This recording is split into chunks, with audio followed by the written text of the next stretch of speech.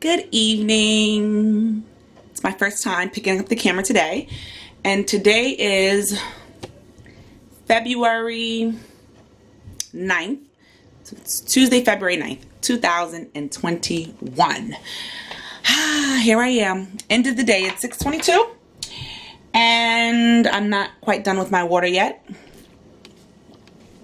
But I wanted to pick up the camera to show a couple of things. Well, really one thing. But before I do that, I almost did everything that I was supposed to do today. So yesterday I was supposed to, as far as my cleaning schedule, I did my sheets. My goal was to clean my sheets or change my sheets, do the recycle, and clean my refrigerator. I did 2 out of 3.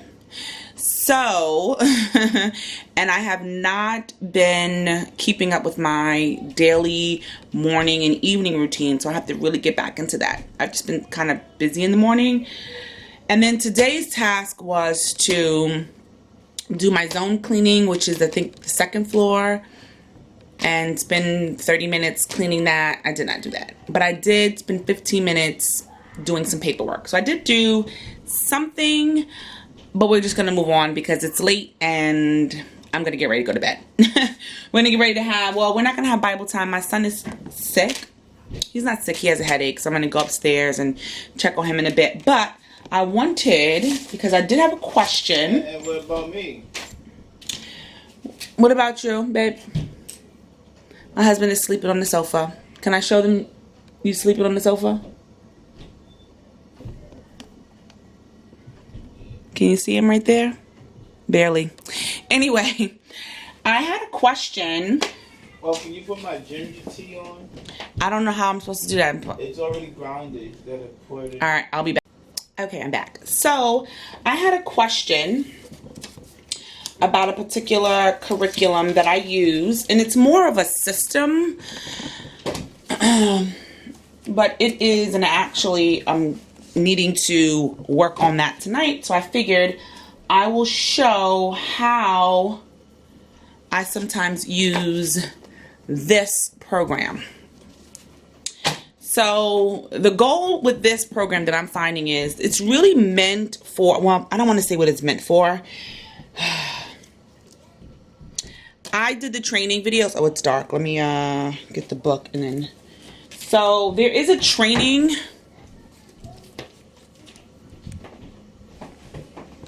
There is a training, and I have a review on this, so you can, I'll link it below. It kind of talks a little bit more about the program, but it's really, let me see, what's the word? Heavily suggested? It's heavily suggested. I think that's what I want to say. Or it's highly encouraged. There you go. Highly suggested that you read the book with your child. So this is not one of those programs, at least for me, where I can just say, okay, read this and then let's have a discussion. If my goal is to have a discussion, then I actually have to read the book with my children.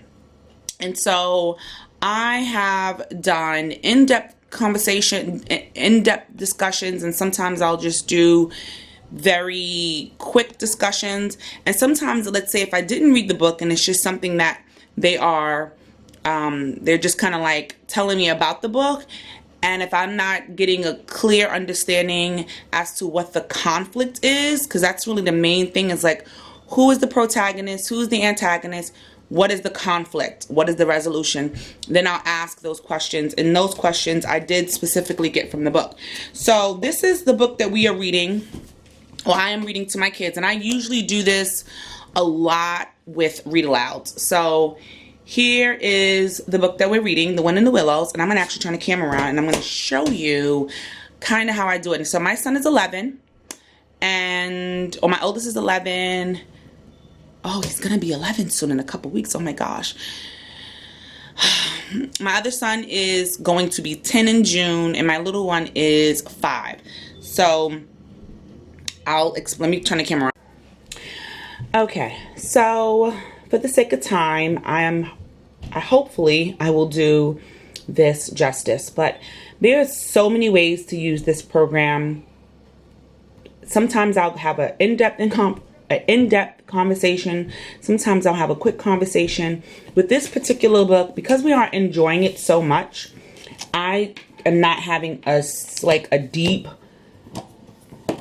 analytical discussion with them or literary discussion with them. But there are some things that I will bring up just to sort of get us thinking, just for good conversation. Now, we have been doing this for a while, and so naturally we will just start to have a conversation about just particular things. If I feel like they're not discussing anything, I'm always the one talking, then I will ask questions. So what I would do with this book is I would go through, they do have a story chart. I spilt coffee all over my book. Can you believe that? Wait, you see. Look at that. I'm just coffee. Because I use it. So this is the blank story chart, and I have used this. My son and I, we read an abridged version of Alice in Wonderland, and all we did was do the chart. So you can just read a story and just focus on the chart, or you can focus on questions, or do both. So this time I am going to ask, well, I have been asking them questions about the setting. And so here's an example of some questions. Since this story takes place in the woods, but there's like two parts. So we'll talk about the seasons. We'll talk about, because it kind of does address the seasons a little bit here. We will talk about, let's see, the different homes that the characters live in. If you're familiar with the story, they all have their own little homes, and it's specific to that particular animal. So I will really talk about, well, how does the author describe the home? What adjectives does the author use? So questions like that. And so I get that question from, let's say I would write in my notebook, if I'm taking notes, and I'm not going to be able to do this and talk at the same time, but I would go ahead and write in my notebook, okay, I want to ask them, what is the mood or the atmosphere of the place where the story happens?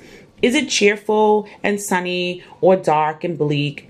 What words, phrases, or descriptions does the author use to create this atmosphere?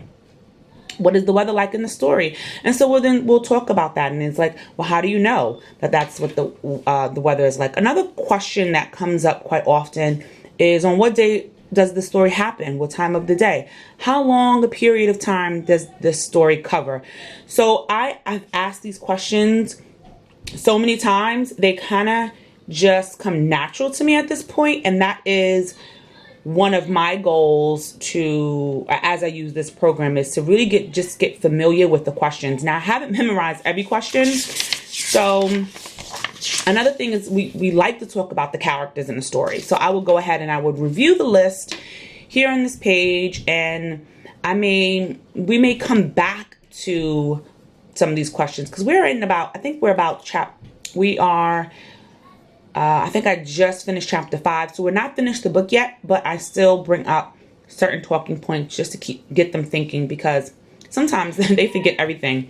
So all of these questions are not relevant to the story. So I go ahead and I pick and choose which questions do I want to ask. So for instance, I would ask, because this is a story about animals. Now, I'm just going to go ahead and skip the question, is this character a man or animal? I would ask my 5-year-old that, but my other kids, I wouldn't really ask that, because it's obvious what the characters are. But we may talk about, since this has a variety of characters, there's a badger, an otter, a water rat, a mole, a sea otter. So there's multiple characters, and we can talk about that, plus their different home life. Let me see what other questions. Let's see. I would ask, okay, is the character a sympathetic character? Do I identify with him? Now, my sons don't really like the question, well, can you identify with the character? Because they're young and they're like, no, always no. Well, no, right?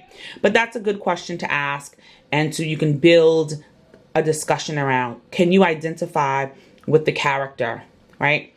And hope that he will succeed? Or do you pity this character? And that's actually a very interesting question, specifically for this book, because we just got finished talking about Mole, who had a bit of a situation where he was a little homesick and his animal instinct to home was calling him. So that may be a question that I will come back around to, because I didn't ask them that today. I actually forgot about that question because, like I said, I don't remember all the questions. Now, there isn't a clear antagonist yet. So right now they're just dealing with different circumstances. So the weather was, well, I'm going to get to that in a moment. But there's really no clear antagonist that is preventing them from, you know, succeeding in their job. So the first question about the antagonist would be, is there a single character that opposes the protagonist in the story? In other words, is there an antagonist? And I do use this type of vocabulary with the kids once I explain to them what protagonist and antagonist means. So that's a good question. Now, my favorite questions are always the conflict. And I love these questions, especially when we get down to identifying the man versus nature. And we definitely see man versus nature in this one. We do see a little bit of man versus man. And something just came up today, and one of the stories is man versus himself. So that's actually a really good question that I am going to write down and remember for tomorrow to ask them. And it just gets some thinking, and I'll just kind of ask them, well, what was Mole dealing with? Did he have a issue with himself, which is why he was acting this way? So now, there's so many other things in this book about the plot. We'll talk about the plot. We don't always discuss the theme, but again, and we don't really get into too many of the literary devices. So I do try and keep the conversations as natural and as organic as possible. And I also want us to enjoy the story, so I don't necessarily belabor the conversation. You know, I just bring up some talking points. We'll discuss, we'll stop, we'll pause in the middle of reading, we'll talk a little bit, then I'll go back to reading, because we really just enjoy reading it and just kind of soaking it in. And I don't want them to feel like this is another assignment. As far as they're concerned, we're just having a natural conversation. So I hope that makes sense. I hope that clears it up on how I use this book. I am going to go ahead and begin to jot down a few things that I would like to remember to bring up to them as we read, as we continue to read this story. But like I said, we did not finish reading it, but that doesn't mean that we cannot have discussions along the way. And then sometimes I will have like I said, I will have an in-depth conversation at the end. But sometimes we'll just kind of recap the book, talk a little bit about it, and we'll just move on, because they are still very young and we're just getting used to this process. I'm getting used to this process, and there are things that I'm not familiar with, so I don't want to, you know, just overdo it, you know, overkill. So hopefully I didn't talk too fast, and that made sense. If you have a specific question, let me know and I will try and answer it. But for the most part, you just have to start to use it. When I first started using the program, which is suggested, you start with a picture book. And I think our first discussion was, and it was actually a really good discussion. We did this a couple of years ago. It was called... what was the name of that book? Let me see if I can find it. So this program does have guides that you can use. I have used the guides, and I chose not to use the guides at some times. But I did purchase this. It's from them. And one of the books that we read was called Oh Brave Irene. And if I remember clearly, I did use the guide, but I kind of went over it the night before or the day of, before I read the book to them, and we just sat at the table and we just talked. And I loved the conversation because it really got them thinking about things that they might have not have thought about. So they suggest that you start with a picture book. What you doing? I'm making my video. I thought you were supposed to be talking about what you ate. No, I'm not talking about what I ate. I'm addressing a question. It's like interrupting my video here.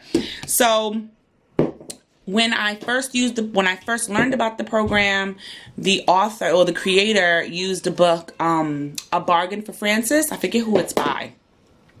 But he did a really good job, and I was just like, wow, this is really good. So much in a children's story. But anyway, hopefully that helps you. Like I said, if you have any other questions, let me know. But that's pretty much how I use it right now. There's so many other ways to use this program. And I'll keep you posted on how I use it. Maybe what I'll do is, once I get maybe I'll share a little bit more tomorrow on what questions I ask and what some of the answers were like. Because again, I don't really know. I'm not going to be able to film us having this conversation. So hope that helps. I don't know. Let me know if you have any other questions. Yeah. So that's it for today, guys. Everything else it was just a regular day. We got our schoolwork done.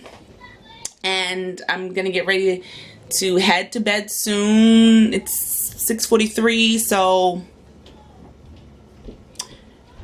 definitely by like 8 o'clock I need to be heading upstairs. All right, now I'm rambling. All right, guys, thanks for watching.